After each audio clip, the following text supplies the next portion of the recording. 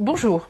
Dans cette deuxième intervention, je vous propose de voir comment la crise liée aux réseaux sociaux peut être gérée. On a pu voir que la crise est donc synonyme de rupture et elle peut avoir une durée très brève comme longue.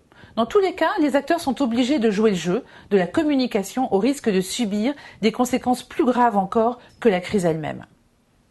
Ces changements sont fondamentaux dans le sens où ils impactent directement la définition de ce qu'est la crise.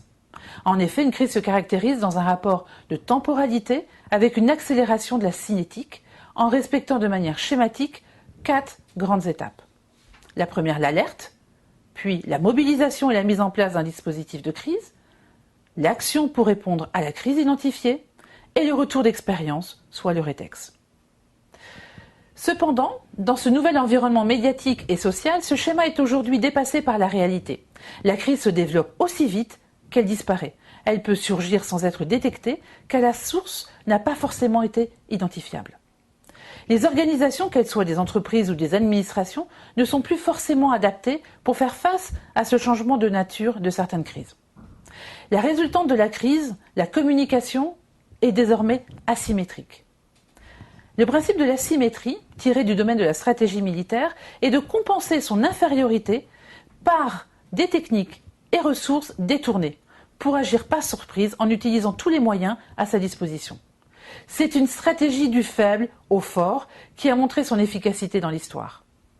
Rapporté à la communication, le faible, pour compenser son manque de moyens, s'attache à prendre l'initiative pour mettre le fort dans une situation défensive et de réaction, toujours plus inconfortable et délicat. Ces stratégies asymétriques ont pour objectif de stigmatiser le comportement d'une institution, avec pour finalité première de toucher bien sûr l'opinion publique. Pour compenser son handicap, la stratégie du faible consiste à compenser son manque par l'effet de masse. Jouer sur le nombre permet d'avoir un argument pour peser sur le débat et contraindre son adversaire en prenant à témoin l'opinion publique. Sans être nouvelle, cette technique agressive a été complètement bouleversée avec l'arrivée du Web 2.0. Les outils de communication sociaux permettent désormais de toucher directement l'opinion, sans passer par un relais médiatique, même s'il est préférable, bien souvent, d'en avoir à ses côtés. Communiquer pendant la crise. Dans le cas de son engagement auprès des parties prenantes, il est important de bien définir la cible afin de pouvoir utiliser les bons canaux de communication pour pouvoir répondre. Ce sont ensuite des community défenseurs qui vont devoir répondre à chaque avis ou remarque impliquée dans la crise. Pour cela, la préparation des éléments de langage en brief, en amont, mais aussi en cellule de crise sont primordiaux. La réactivité et la crédibilité sont encore une fois des facteurs capitaux, tout comme l'honnêteté dans la gestion des prises de parole. Je ne dis rien pour le moment car je suis en train de valider les éléments que vous êtes en train de me remonter. J'assure ainsi dans mes propos ma crédibilité versus des réactions à chaud. La communauté des internautes n'en sera que positive dans ses réactions. Elle reliera plus facilement la réponse officielle qu'une réaction à chaud, tout comme savoir reconnaître son tort et le réparer. Pour cela, il convient d'identifier très rapidement dans des conflits graves le porte-parole de l'entreprise ou de l'institution, celui qui servira de régulateur de temps, dans l'information ou de paratonnerre. La communication de crise ne doit jamais altérer l'ADN de l'entreprise ou de l'institution. Les valeurs et l'image de marque ne doivent pas être oubliées en faveur de la résolution d'une crise sur les réseaux sociaux. Le retour d'expérience en sortie de crise. Une fois que les choses rentrent dans l'ordre, il est indispensable de dresser un bilan de la situation, ce qui a fonctionné et les lacunes constatées.